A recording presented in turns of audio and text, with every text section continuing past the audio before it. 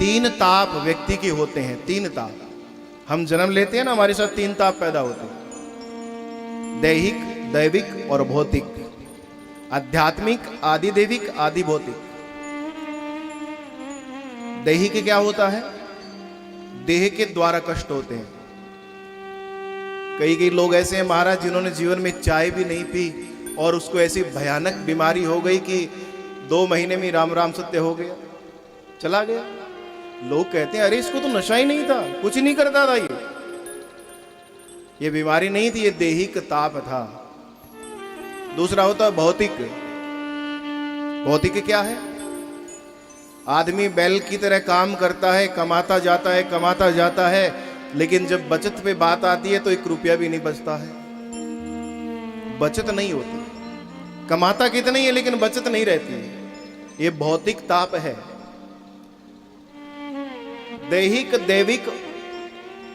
दैविक क्या होता है? देवताओं के द्वारा प्रकोप होना। ध्यान देना, देवता भी तकलीफ देते हैं। कितने लोग यहां पर हैं जिनको अपने कुल देवता और कुल देवी का पता होगा? कितने ऐसे लोग होंगे यहां पर जिनको अपने इष्ट का पता होगा कि इष्ट कौन है?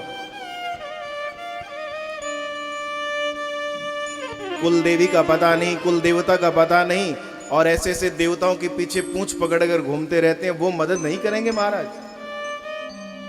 अपना एक बनाओ, और ऐसा बनाओ सुख दे तो वही, दुख दे तो वही।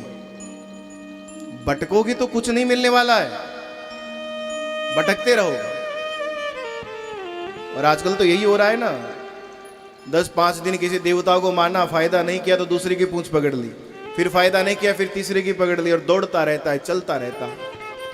उसी प्रकार एक दिन चला जाता है। उसको ज्ञान ही नहीं कि देवता क्या है, दैविक क्या है। ये भागवत बताएगी आपको। और इतने लोग आए हैं, आगे जाके आप प्रचार भी करना, सबको बताना, क्योंकि जितने आए उनको तो बताना जरूरी है ना। जिसके घर में पितृदोष हो, जिनके घर में प्रेत दोष हो, जिनके घर में आदि व्याधि कोई प्रकार से कुछ भी हो, आज गौशाला कमेटी ने आपका भाग्य उदय किया है। एक नियम बनाना, आप ध्यान रखना, सभी सुनना आराम से। 7 दिन लगातार आना और एक ही स्थान पर बैठना, दूसरा स्थान नहीं बदलना। और कल एक नारियल लेकर आना, उस नारियल को अपने घर में घुमाकर अपने पितृजनों, अपने इष्ट देवता, कुल देवता को बोलना कि जो भी आदि व्याधि हमारे घर में पितृदोष आदि कारक है, सबको मैं नहीं करवा सकता। इतनी बड़ी भागवत आदमी घर में कराए तो लाखों रुपए खर्च आता है। मैं सुनूंगा आपके लिए, ये बोलना आप। और आकर वो नारियल यहां रख देना। 7 दिन लगातार सुनना, बस केवल यही करना है। और 7वें दिन जिस दिन हवन होना, तो उसी नारियल को आप हवन की अग्नि में डालना है। तो देखना 80% आपके घर के दोष नाश हो जाएंगे बिना करवाए। करवाना तो बहुत बड़ी बात है, बहुत सौभाग्य की बात है। लोग करवा रहे अपने घरों में और टाइम ही नहीं मिलता महाराज, लगातार कथाएं चल रही है। वो पागल नहीं है, लेकिन मैं तो आपको सरल तरीका बता रहा हूं, केवल आपको टाइम ही देना है साथ में। और करके देखना, फायदा ना हो तो देखना। कथा का फल केवल इतना नहीं है कि आए नाच गाकर फालतू की बातें करके चले गए घर, नहीं। कथा का फल तो अजेय है महाराज, अदेय है।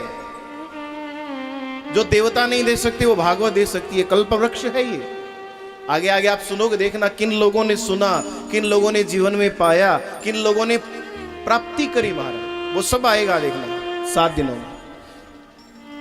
यही भागवत है। तो रोज इस तरह, आज तो थोड़ा विलंब हो गया क्योंकि पहला दिन था, थोड़ा हो ही जाता है। कल ठीक 11 बजे से कथा प्रारंभ हो जाएगी। ज्यादा से ज्यादा और भावना से देखिए, श्रद्धा से, मैंने कहा ना श्रद्धा से आना है। किसी का दबाव मानकर, किसी को दिखाने के लिए ऐसे नहीं आना है, अपने भाव से आना है। और 7 दिन आए तो अजय फल मिलेगा।